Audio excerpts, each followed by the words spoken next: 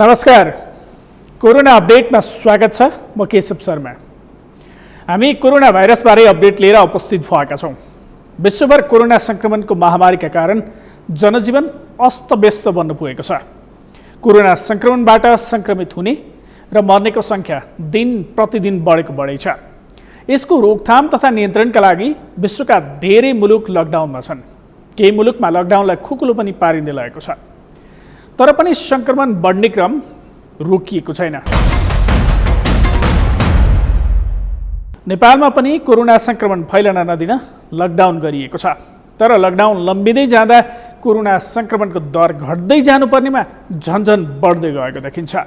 आम नागरिकले सजगता नअपनाउने हो र सरकारले परीक्षणको दर नबढाउने हो भने अबको समय थप कष्टकर हुने निश्चित छ। रोजगारीका लागि भारतका विभिन्न सहर गएका नेपाली लस्करका लस्कर स्वदेश फर्किरहेका छन्। तर किट अभावका कारण उनीहरूको स्वास्थ्य परीक्षण नगरी घर फर्काइँदैछ। यस्तो अवस्थाले हाम्रो तयारी कस्तो छ भन्ने प्रश्न पार्छ। दिनानुदिन बढ्दो संक्रमणका कारण देशको समग्र अवस्था चिन्ताजनक बन्दै गएको छ। अर्थतन्त्र तथा जनजीवनमा गहिरो नकारात्मक प्रभाव देखिन्छ। सरकारले लकडाउन घोषणा त गरेको छ, तर जनजीविकालाई प्रत्यक्ष सहयोग पुग्ने उल्लेखनीय कदम भने अझै चाल्न सकेको छैन। यतिसम्म कि मृत्यु भएको 8 दिनपछि बाराका एक वृद्धमा कोरोना भाइरसको संक्रमण पुष्टि भएको छ, जबकि मृत्यु भएका ती वृद्धको अन्तिम संस्कार समेत भइसकेको छ। यस्तो अवस्थाले कसरी होला संक्रमितको पहिचान? लकडाउनको 2 महिना बितिसकेको छ। 2 महिनाको यो अवधिमा कतिजनाको परीक्षण भयो? संक्रमित कति पुगे, कति निको भए? कार्यक्रमको सुरुवातमा स्वास्थ्य तथा जनसङ्ख्या मन्त्रालयका प्रवक्ता डाक्टर विकास देवकोटाको यो भनाइ।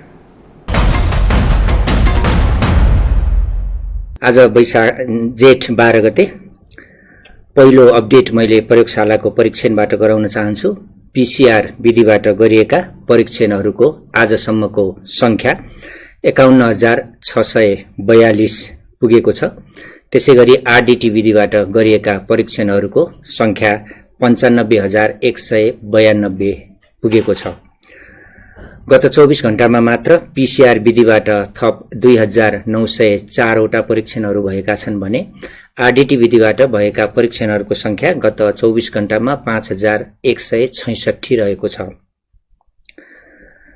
प्रादेशिक विवरण दिन चाहन्छु। प्रादेशिक विवरण अनुसार आरडीटी विधिबाट गरिएका परीक्षणहरूको संख्या प्रदेश नम्बर 1 मा 10,827, प्रदेश नम्बर 2 मा 6,468, त्यसैगरी बागमती प्रदेशमा 23,313, गण्डकी प्रदेशमा 7,701, प्रदेश नम्बर 5 मा 16,215, कर्णाली प्रदेशमा 10,058, सुदूरपश्चिम प्रदेशमा 20,610 गरी कुल 95,192 वटा आरडीटी विधिबाट नमूना परीक्षणहरू हालसम्म सम्पन्न भएका छन्। क्वारेन्टाइनमा रहेका व्यक्तिहरूको संख्या प्रदेश नम्बर 1 मा 1,677 छ। त्यसैगरी प्रदेश नम्बर 2 मा 9,026, बागमती प्रदेशमा 878, गण्डकी प्रदेशमा 1,688, प्रदेश नम्बर 5 मा 20,463, त्यसैगरी कर्णाली प्रदेशमा 3,991 र सुदूरपश्चिम प्रदेशमा 8,306 वटा 6 जना क्वारेन्टाइनमा रहनु भएको छ। यसरी कुल क्वारेन्टाइनमा रहेका व्यक्तिहरूको संख्या 46,029 रहेको छ। आइसोलेसनमा पुष्टि भएका संक्रमित केसहरू रहेको प्रादेशिक विवरण अनुसार प्रदेश नम्बर 1 मा हालसम्म अहिले संक्रमित रहेको संख्या 60, प्रदेश नम्बर 2 मा 201, बागमती प्रदेशमा 26, गण्डकी प्रदेशमा 3, प्रदेश नम्बर 5 मा 256, कर्णाली प्रदेशमा 11, सुदूरपश्चिम प्रदेशमा 10 रहनुभएको छ आइसोलेसनमा भने हालसम्म डिस्चार्ज हुने व्यक्तिहरूको प्रादेशिक विवरण अनुसार प्रदेश नम्बर 1 मा हालसम्म डिस्चार्ज भएका व्यक्तिहरू 26 जना, त्यसैगरी प्रदेश नम्बर 2 बाट 33 जना, बागमती प्रदेशबाट 11 जना, गण्डकी प्रदेशबाट 2 जना, प्रदेश नम्बर 5 बाट 34 जना र सुदूरपश्चिमबाट 5 जना गरी कुल 111 जना हालसम्म डिस्चार्ज हुनुभएको छ। यहाँ डिस्चार्ज हुने व्यक्तिहरू 24 गत पछिल्लो विवरण अनुसार थप 24 जना डिस्चार्ज हुनुभएको हो, जसमध्ये 9 जना महिला र 15 जना पुरुष हुनुहुन्छ। नारायणी अस्पतालबाट डिस्चार्ज भएका 18 जना, त्यसैगरी पर्सा छप्कैयाका 18 जना जो 4 महिनादेखि 66 वर्षका हुनुहुन्थ्यो, उहाँहरू 21औं दिनमा डिस्चार्ज हुनुभएको हो। त्यसैगरी पाटन अस्पतालबाट डिस्चार्ज भएका व्यक्तिहरू धनुषाका, काठमाडौँका, धादिङका, दाङका र बर्दियाका 1-1 जना, उहाँहरू 9 दिनदेखि 10औं दिनको बीचमा डिस्चार्ज हुनुभएको छ। त्यसैगरी टेकु अस्पतालबाट सर्लाही घर भएका 1 जना 34 वर्षीय पुरुष 5औं दिनमा डिस्चार्ज हुनुभएको छ। यसरी कुल डिस्चार्ज हुनेको संख्या 24 छ। गत पछिल्लो रिपोर्ट अनुसार यसरी 111 जना हालसम्म डिस्चार्ज भइसक्नु भएको छ। डिस्चार्ज भएका सबैहरूमध्ये पुरुषहरू 83 जना र महिलाहरू 28 जना हुनुहुन्छ। कल सेन्टरको बारेमा अपडेट दिन चाहन्छु। हाम्रो 2वटा कल सेन्टरहरू छ, 1115 र 1133, जसमा यहाँहरूले निशुल्क रूपमा डायल गरेर कोभिड-19 को विवरणहरू, यहाँहरूको प्रश्नहरू र यस सम्बन्धी जिज्ञासाहरू राख्न सक्नुहुन्छ। गत 24 घण्टामा 1652 जनाले कल गर्नुभएको थियो। सबै कलहरूको हाम्रो स्वास्थ्यकर्मी र चिकित्सक साथीहरूले सम्बोधन गर्नुभएको छ। यहाँहरूसँग जोडिने अर्को माध्यम हाम्रो एप्लिकेसन हो। 2वटा एप्लिकेसन छ, मोबाइल एप्लिकेसन र वेब पेज मार्फत पनि हामीसँग जोडिन सक्नुहुन्छ। मोबाइल एप्लिकेसन र वेब पेजमा आफ्नो स्वमूल्याङ्कन फारम भर्ने व्यक्तिहरूको आजसम्मको संख्या 49,009 रहेको छ। गत 24 घण्टामा 490 जनाले आफ्नो स्वमूल्याङ्कन फारम भर्नुभएको छ, यानि कि आफ्नो स्वास्थ्यको बारेमा विवरण भरेर उहाँहरू संक्रमित भएको वा नभएको हामीले थाहा पाउँछौं। यसरी सम्भावित संक्रमितहरू थप 4 जना रहनुभएको छ र उहाँहरू ओखलढुङ्गा, बुटोल, सप्तरी र काठमाडौँका हुनुहुन्छ। यहाँहरूलाई हाम्रो एपिडेमियोलोजी तथा रोग नियन्त्रण महाशाखाबाट ट्रेसिङको कार्य भइरहेको छ र हालसम्म यी सबैको ट्रेसिङ गर्दा यो ग्रुपबाट पोजिटिभ केसहरू नआएको हामीलाई सम्बन्धित महाशाखाबाट जानकारी आएको छ।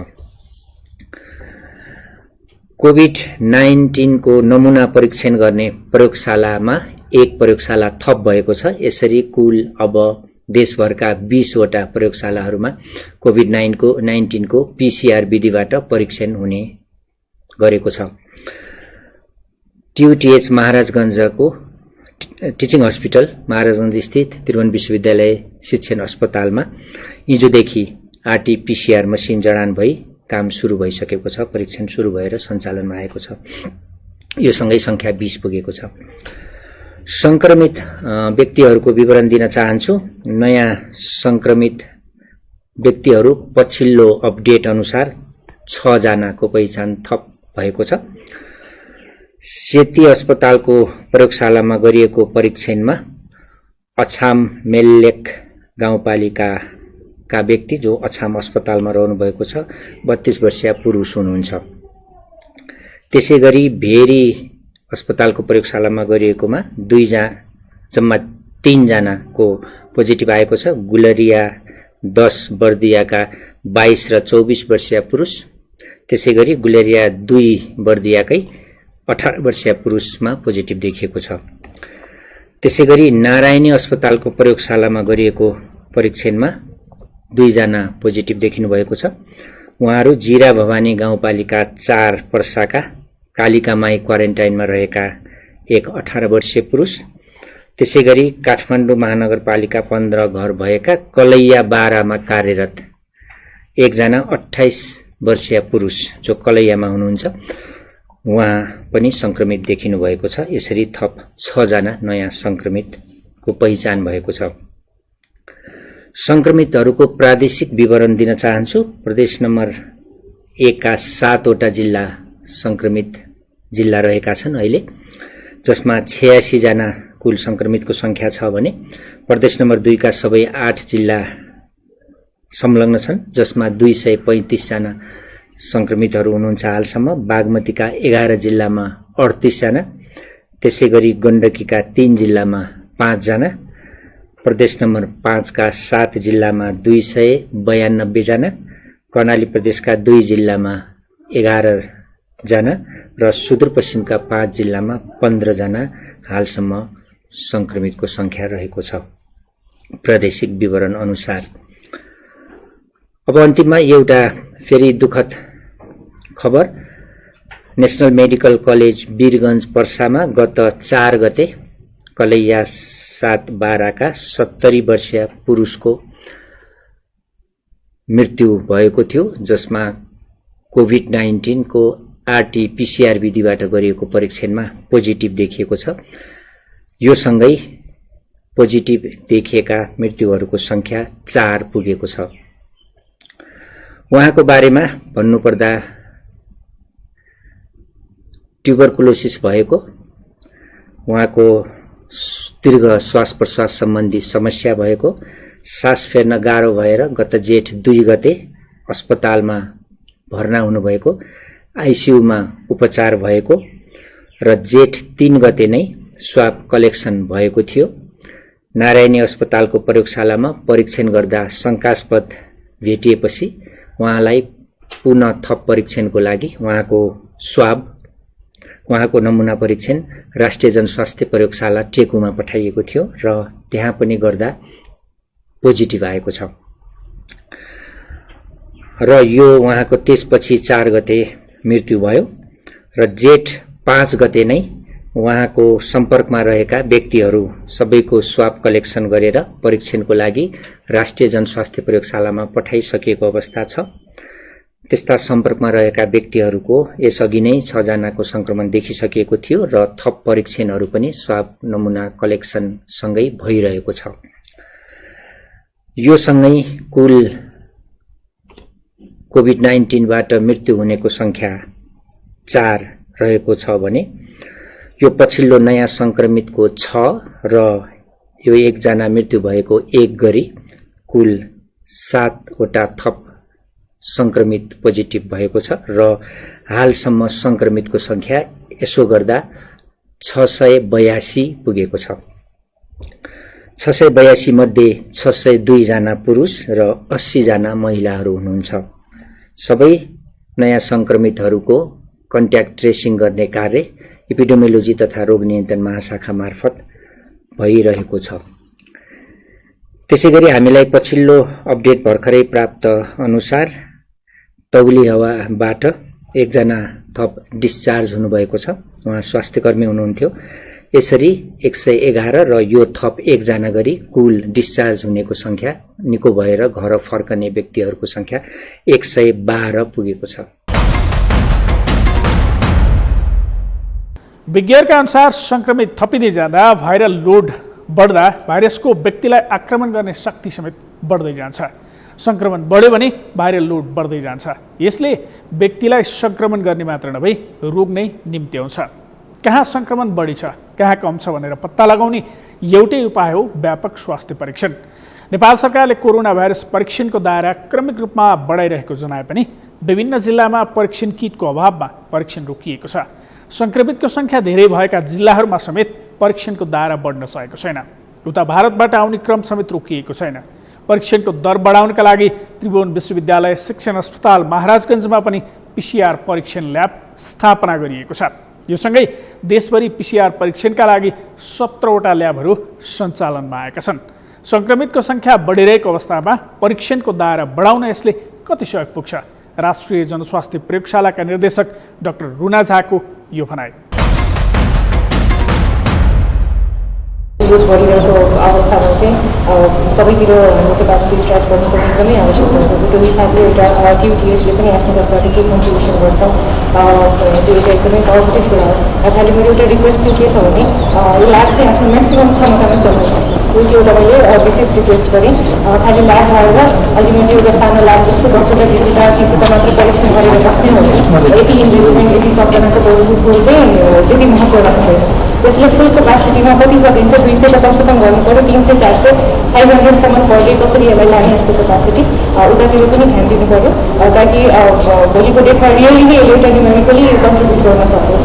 डेफिनेटली हरेक नयाँ ल्याबसँगै एनजिएच एउटा जुन पढ्ने एउटा लोड हुन्छ त्यो चाहिँ केही कम भएर जान्छ, त्यो हिसाबले पनि एउटा राम्रो कुरा हो। यसका साथसाथै जति एनजिएचले आफ्नो तर्फबाट अझै जति सहयोग गर्न सक्छ त्यो हामी गर्छौँ नै।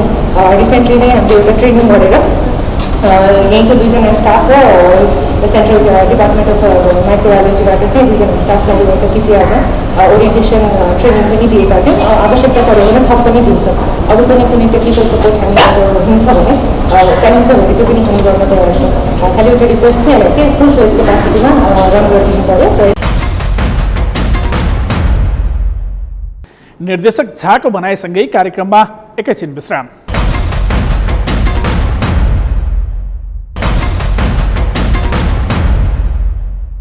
विश्रामपछि कार्यक्रममा स्वागत छ। संक्रमितको संख्या वृद्धि हुँदै जाँदा गम्भीर बिरामी पनि त्यही अनुसार बढ्न सक्छन् भन्नेमा सम्बन्धित सबै पक्षले विचार पुर्याउनुपर्छ। यस्तो अवस्थाका लागि हाम्रो तयारी कस्तो छ? कोरोना उपचारका लागि अहिले तोकिएका अस्पतालहरूको पूर्वाधार कस्तो छ? संक्रमितको संख्या र उनीहरूको अवस्थासित यी स्वास्थ्य पूर्वाधारको तालमेल मिलाउन आवश्यक छ। कोरोना भाइरस कोभिड-19 को संक्रमणको समस्यामा परेका नेपालीहरू स्वदेश फर्काइनुपर्ने आवाज उठ्दै आएको छ। भारतबाट आएर सीमा क्षेत्रमा अलपत्र परेका नेपालीहरूलाई नेपाल भित्राउन सुरु गरिएको छ। अन्य मुलुकमा रहेका नेपालीहरूलाई समेत नेपाल भित्राउनु पर्ने दायित्व हाम्रै हो। अध्ययन तथा अन्य सिलसिलामा बङ्गलादेशमा बसोबास गर्दै आएका नेपाली विद्यार्थीका अभिभावकहरूले उनीहरूलाई नेपाल ल्याउन सरकारको ध्यान आकर्षण गराएका छन्। बङ्गलादेशमा संक्रमणको जोखिम झन बढ्दै जाँदा छोराछोरीहरू समस्यामा परेको भन्दै स्वदेश फर्काउन सरकारसँग माग गरेका हुन्। उच्च शिक्षा अध्ययनका लागि बङ्गलादेशका विभिन्न स्थानमा बसोबास गर्दै आएका नेपाली विद्यार्थीहरू स्वदेश फर्काउन माग गरिएको छ। करिब 1000 को संख्यामा रहेका नेपाली विद्यार्थीहरूका अभिभावकहरूले आफ्ना छोराछोरी समस्यामा परेको भन्दै सरकारलाई स्वदेश फर्काउने वातावरण बनाउन माग गरेका हुन्। अभिभावकहरू छोराछोरी समस्यामा पर्दा चुप लागेर बस्न सक्ने अवस्था नरहेको भन्दै सरकार समक्ष चित्कार गरिरहेका छन्। यसरी सरकारलाई हामीले चाहिँ 2 महिना भइसकेपछि चित्कार सुनाइरहेको। अब बच्चाहरू हामीभन्दा धेरैजना उनीहरू धेरै नै समस्यामा खाडीमै फसेको जस्तो अवस्थाले उनीहरू चाहिँ होससास गुमाइसकेका छन्। कोभिड-19 को माहौलभित्र चाहिँ रुमलेर बसेको अवस्थाको प्यारेन्ट्स सबै छ। जस्तै म छु, उहाँहरू प्रत्येक अभिभावक त्यस्तै किसिमको चाहिँ चिन्तामा छन्। बङ्गलादेशमा रहेका मध्ये अधिकांश चिकित्सा शिक्षा अध्ययन गर्न गएकाहरू छन्। राजधानी ढाका सहितका स्थानमा रहेका उनीहरूलाई नेपाल ल्याउँदा लाग्ने खर्च र क्वारेन्टाइनमा बस्दा हुने खर्च पनि आफै बेहोर्न तयार रहेको अभिभावकहरू बताउँछन्। तर सरकारले नेपालीहरू फर्काउने सवालमा सकारात्मक रहेको र छिट्टै ल्याउने आश्वासन मात्र दिने गरेको गुनासो अभिभावकहरूको छ।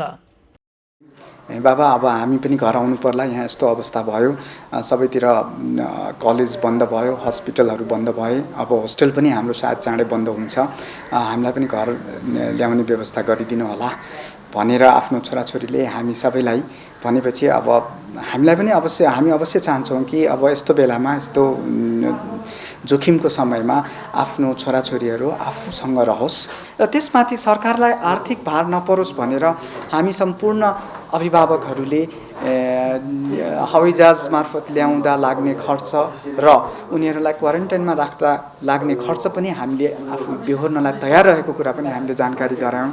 यति हुँदाहुँदै पनि अब सरकारबाट यो कुरा नहुनु हामी सबैको लागि दुर्भाग्य हो। आफ्ना छोराछोरी चिकित्सा क्षेत्रमै सम्बद्ध भएकाले उनीहरूलाई नेपालमा ल्याई कोरोना महामारी विरुद्ध खटाउन सक्ने अभिभावकको भनाइ छ। सरकारले नेपाली विद्यार्थीहरूलाई तत्काल स्वदेश ल्याउन ढिलासुस्ती गरेको र उदासीनता देखाएको भन्दै अभिभावक तथा नागरिक समाजका अगुवाले गुनासो पोख्दै आएका छन्। यस्तो महामारीको अवस्थामा सरकारले विलम्ब नगरी समस्यामा परेका नेपालीहरूलाई स्वदेश फर्काउनु पर्ने माग उनीहरूको छ। सङ्कटमा परेको बेलामा उद्धार गर्नु, त्यसैको लागि त राष्ट्र चाहियो, त्यसैको लागि त सरकार चाहियो, त्यसैको लागि त मातृभूमि चाहियो। निःशुल्क रूपमा त्यसमा चाहिँ के छ भने शुल्क लिन पाइँदैन। सरकारले चाहिँ के छ भने व्यवस्थापन गर्नुपर्छ। सरकारले भन्ला हामीसँग स्रोत र साधनको अभाव छ। आज अर्बौं रुपियाँको भ्रष्टाचार भइरहेको छ। एउटा प्रोजेक्टमा चाहिँ के छ भने अर्बौं रुपियाँको भ्रष्टाचारको चाहिँ कथाहरू हामी पढिरहेको छौँ।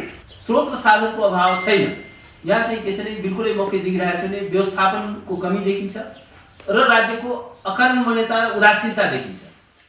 भौगोलिक रूपमा नेपालभन्दा सानो तर जनसङ्ख्याका हिसाबले 3 गुणा ठुलो रहेको बङ्गलादेशमा हाल 1000 को सङ्ख्यामा रहेका नेपाली विद्यार्थीहरू विभिन्न विश्वविद्यालय तथा शैक्षिक प्रतिष्ठानमा अध्ययन गर्दै आइरहेका छन्। पछिल्लो समय कोरोना महामारीमा तेस्रो मुलुकमा रहेका विद्यार्थी तथा कामदारहरू समस्यामा परे पनि सरकारी स्तरबाट ठोस पहल कदमी थालिएको छैन। सगरमाथा टेलिभिजनका लागि क्यामेरामा प्रकाश कुँवरका साथमा सन्तोष सुब्बेके थापा, काठमाडौँ।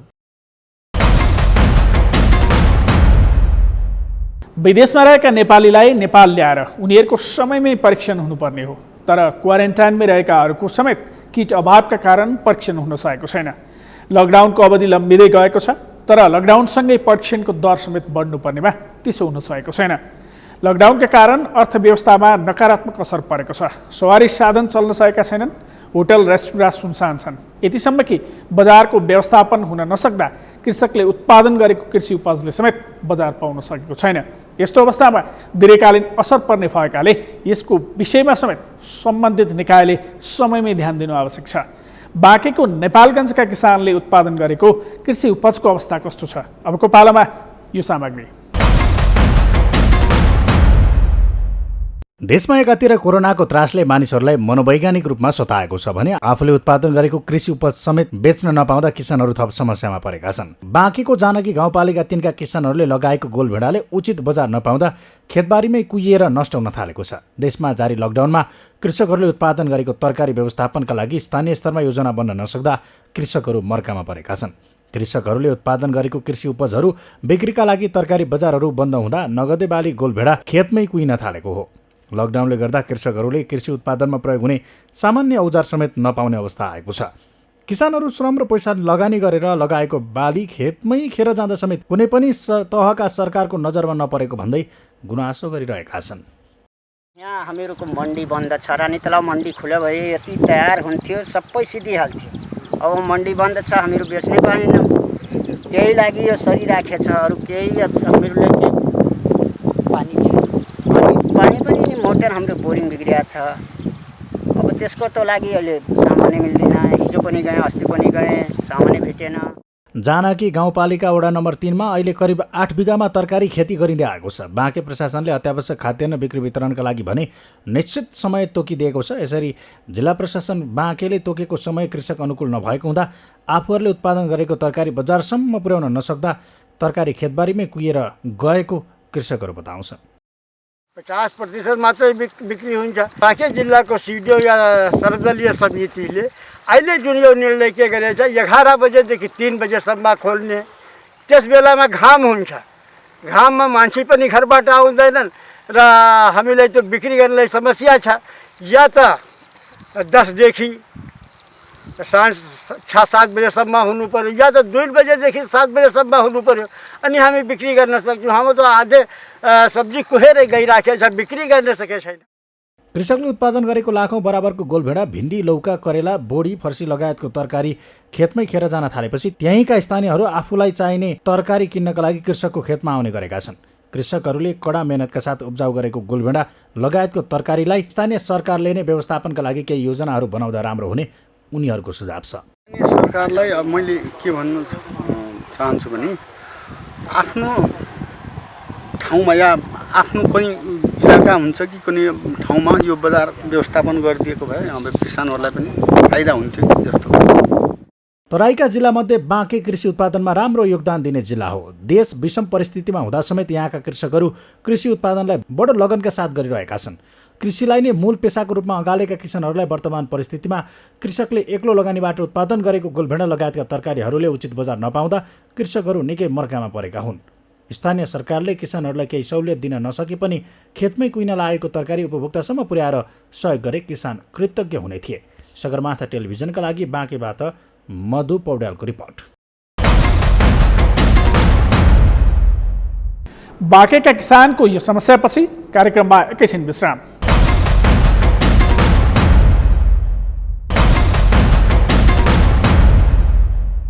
विश्रामपछि कार्यक्रममा पुनः स्वागत छ। कोरोना संक्रमणले यति ठुलो रूप लिन्छ र मानव जगतले यस्तो क्षति बेहोर्छ भनेर सायद कसैले सोचेको थियो। लामो समयदेखिको लकडाउनले मानिसहरू घरभित्रै सीमित भएका छन्। नेपालमा कोरोना सङ्क्रमणको जोखिम बढिरहेका बेला खुला सीमानाकाका कारण भारतबाट हजारौँ मानिस नेपाल भित्रिँदा व्यवस्थापनमा समस्या देखिएको छ। स्थानीय तहहरूले निश्चित क्वारेन्टाइन व्यवस्थापन गरे पनि ठुलो सङ्ख्यामा नेपाली भित्रिने क्रम नरोकिएपछि व्यवस्थापनमा समस्या देखिएको हो। यता कतिपय अस्पताललाई सुरुका दिनमा कोरोना विशेष अस्पतालका रूपमा सञ्चालन गरिएको थियो। कोरोना विशेष अस्पतालका रूपमा सञ्चालन गरिँदा अन्य रोगका बिरामीलाई उपचारमा समस्या हुँदै गएको छ। पर्साको वीरगञ्जमा समेत कोरोना सङ्क्रमितको सङ्ख्या थपिँदै गएको छ। त्यहाँको स्वास्थ्य संस्थाको अवस्था कस्तो छ? अबको पालामा यो सामग्री। सरकारले चैत 30 गते नारायणी अस्पताललाई कोरोना अस्पताल घोषणा गरेको थियो। कोरोना अस्पताल घोषणा भएपछि वैशाखदेखि नारायणी अस्पतालमा कोरोना सङ्क्रमित बाहेक अन्यको उपचार सेवा बन्द छ, जसले गर्दा आम सर्वसाधारण सरकारी अस्पतालबाट पाउँदै आएको स्वास्थ्य सेवाबाट वञ्चित भएका छन्। नारायणी अस्पतालबाट प्रदान हुने उपचार सेवा सरकारी दर र सहुलियतमा प्रदान गर्ने जिम्मेवारी नेसनल मेडिकल कलेजलाई दिइएको छ। तर मेडिकल कलेजले सरकारको निर्देशन विपरीत चर्को शुल्क असुलेपछि चौतर्फी विरोध भएको छ। सरकारी दर र सहुलियतमा प्रदान गर्ने जिम्मेवारी मेडिकल कलेजलाई दिए पनि चर्को शुल्क र उपचारमा लापरवाही गरेका कारण 7 हप्तामा 7 जना मृगौला बिरामीहरूले ज्यान गुमाउनु परेको छ। नारायणी अस्पतालको सम्पूर्ण सेवा नै बन्द भएपछि यहाँका 40 जना मृगौला बिरामीहरूलाई नेसनल मेडिकल कलेजमा पठाइएको थियो, जसमध्ये 7 जनाको ज्यान गइसकेको छ। स्थानीयले स्वास्थ्य मन्त्रालयले वीरगञ्जमा छुट्टै कोभिड अस्पताल सञ्चालनमा ल्याइसकेको हुनाले नारायणी अस्पतालको सम्पूर्ण सेवा सञ्चालन गर्न माग जोडतोडले उठिरहेको छ। यो त इन्डाइरेक्टली बन्द गराएको नै भयो। त्यसले गर्दा त हुन सकिरहेको छैन सेवाहरू। यो चाहिँ आपत्तिजनक छ। एक त जनता चाहिँ कोभिडको मारमा छ हैन, कोरोनाको मारमा छ। त्यसपछि जनता चाहिँ भोकै मर्ने अवस्था छ। त्यसको लागि पनि केही गरिरहेको सरकारले ठोस कदम चालेको देखिँदैन। सोच्रुम अलिकति गरे पनि अहिले केही छैन। जनताको स्वास्थ्यसँग खेलवाड गर्ने यो कसैको यो अधिकार छैन।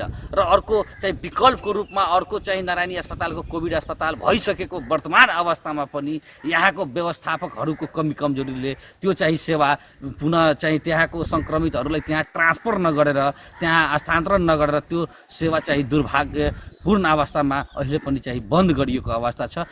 कोभिड अस्पतालको रूपमा परिणत भए पनि अन्य सुविधा समेत बन्द हुँदा पर्सा, बारा, रौतहट लगायतका जिल्लावासीहरू चर्को मूल्य तिरेर वीरगञ्जको नेसनल मेडिकल कलेज तथा अन्य निजी अस्पतालमा उपचार गराउन बाध्य छन्। चर्को मूल्य तिरेर पनि गुणस्तरीय स्वास्थ्य सेवा नपाउँदा सर्वसाधारणबाट नारायणी अस्पताललाई पूर्ववत अवस्थामा सञ्चालन गर्दै अन्य अस्पताललाई कोरोना अस्पताल बनाउन माग गरेका थिए। प्रतिपक्षी दल नेपाली कांग्रेसले त सडकमै उत्रिएर नारायणी अस्पतालमा सामान्य स्वास्थ्य सेवा सुरु गर्न माग गरेको थियो। स्थानीयले आवाज उठाउँदै आएपछि स्वास्थ्य मन्त्रालयको निर्देशनमा बिहीबारदेखि गण्डक अस्पताललाई 50 शैय्याको कोरोना विशेष अस्पतालका रूपमा सञ्चालनमा ल्याइएको छ। वीरगञ्जकै सिद्धार्थ मावि रहेको सेमी आइसोलेसनमा उपचाररत 25 जना संक्रमितहरूलाई गण्डक अस्पताल सारिएको छ। उनीहरूको उपचार समेत सुरु भइसकेको छ। नारायणी अस्पतालकै शाखाको रूपमा गण्डक अस्पताललाई कोरोना विशेष अस्पतालको रूपमा सञ्चालनमा ल्याइएकाले नारायणीमा सामान्य उपचार सुरु भएको छैन। अस्पतालका मेडिकल सुपरिन्टेन्डेन्ट डाक्टर मदन उपाध्यायका अनुसार कोरोनाका बिरामीहरू अस्पतालमा रहँदा अन्य उपचार सुरु गर्न सम्भव छैन।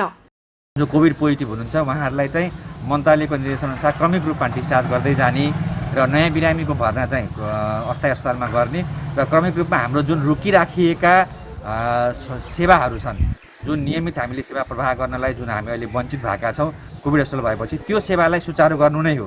त्यसले गर्दा त्यसलाई केही समय लाग्छ, किनभने हामीसँग अहिले पनि 70 जनाभन्दा बढी बिरामीहरू हुन्छ। उनका अनुसार अस्पतालमा अहिले पनि 72 कोरोना संक्रमितको उपचार भइरहेको छ। संक्रमितहरूमा क्रमिक सुधार देखिए पनि उनीहरू कहिले कोरोना मुक्त हुन्छन् र डिस्चार्ज गर्न सकिन्छ भन्न सकिने अवस्था छैन। नयाँ संक्रमितलाई नारायणीमा भर्ना गर्ने अस्पतालको तयारी भए पनि सर्वसाधारणले सेवा पाउने समय भने बताउन सकिएको छैन। सगरमाथा टेलिभिजनका लागि पर्साबाट नरेश सर्राफको रिपोर्ट। लामो समयको लकडाउनले अर्थव्यवस्थालाई नराम्ररी प्रभाव पारेको छ। सहर सुनसान बनेका छन्, तर ग्रामीण बस्तीहरूमा भने काफल, ऐसेलु, चुत्रो, तिजुका झ्याङमा लुकामारी गर्ने वर्षौँपछि अवसर जुटाएको छ। पँधेरामा पानी खाने र पोखरीमा पौडी खेल्ने इतिहास एकपटक फेरि दोहोरिएको छ। प्रकृतिले लामो वियोगपछि काखमा आफ्ना सन्तान भेटेको जस्तै देखिन थालेको छ। गाउँको वातावरण यस्तै रमणीय देखिएको छ अहिले म्याग्दीको पाखा पोखरीमा। म्याग्दीको यो सामग्री।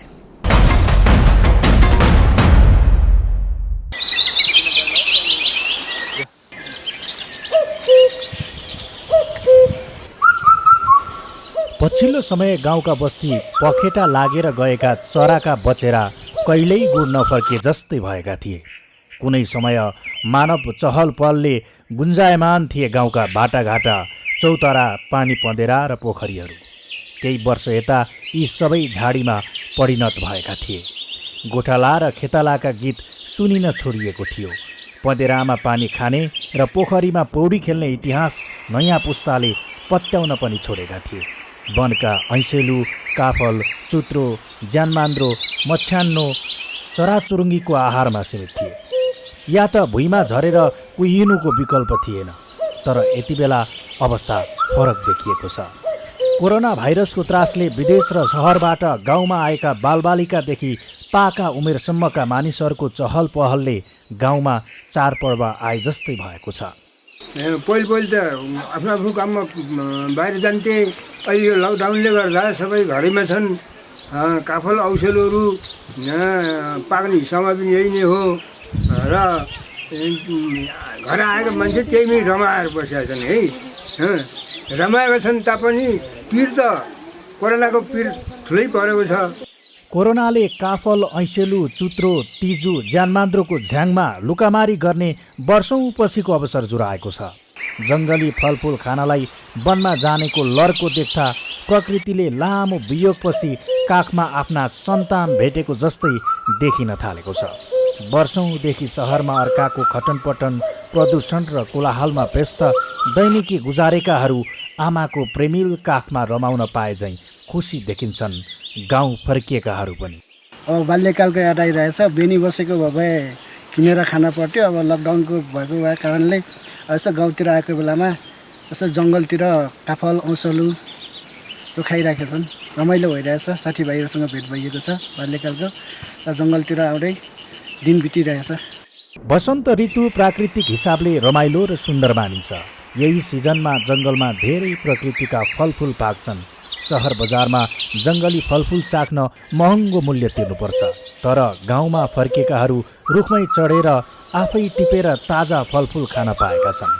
किशोरदेखि युवा र पाका उमेरका मानिसहरू घरायसी, खेतबारी र दाउरा घाँस काट्नुका साथै जङ्गली फलफुल खाएर लकडाउनको समयको सदुपयोग गरिरहेका छन्। लकडाउनको समयमा त अब हामीले यही काफल औषधहरू खाएँ। वन जङ्गलतिर यसो घुमफिर गर्ने बालावनदेखिको अब यादहरू पनि आइरहेको छ। यस क्षेत्रमा अब हामी सानैदेखि अब पढ्ने अब रमाइलो गरिन्थ्यो भनौँ। अब अहिले अब यसरी नै अब औषधि काफलहरू खाने लकडाउनको समयलाई सदुपयोग भइरहेको छ। विगतका वर्षमा गाउँघरमा दसैँ तिहारको समयमा मात्र चहल पहल हुन्थ्यो। युवाविहीन अवस्थामा चक्कमन्न भएका गाउँबस्तीमा कोरोना भाइरसको त्रासले चहल पहल बढाएको छ। कोरोनाको जोखिम बढेपछि जस्तै धेरै मानिसहरू भूकम्प र नाकाबन्दीको समयमा पनि गाउँमा पुगेका थिए।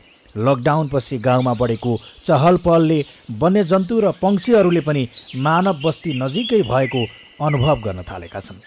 यसपटक ऐसेलु र काफल उपभोग हुन नसकेर भुइँमा झरेर कुहिनुपर्ने अवस्था छैन। तर प्रकृति र गाउँलाई वर्षौँपछि काखमा खेल्न आएका सन्तान कतै आफैलाई एक्लो बनाएर जाने त होइनन्, यस्तो शङ्का भने जीवितै छ। सगरमाथा टेलिभिजनका लागि म्याग्दीबाट सन्तोष गौतमको रिपोर्ट।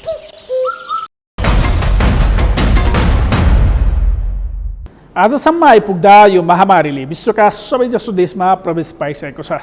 विश्वभर उग्र रूप लिँदै गएको कोरोना भाइरसले नेपालमा पनि खतराको घन्टी बजाएको छ। पछिल्लो सङ्क्रमणको केसले खतराको सङ्केत गरेको छ। सङ्क्रमणबाट बच्न आवश्यक सावधानी अपनाऊ। हवस् त, यिनै विविध सामग्रीसँगै आजका लागि कोरोना अपडेट यति नै। म केशव शर्मा बिदा हुन्छु। नमस्कार।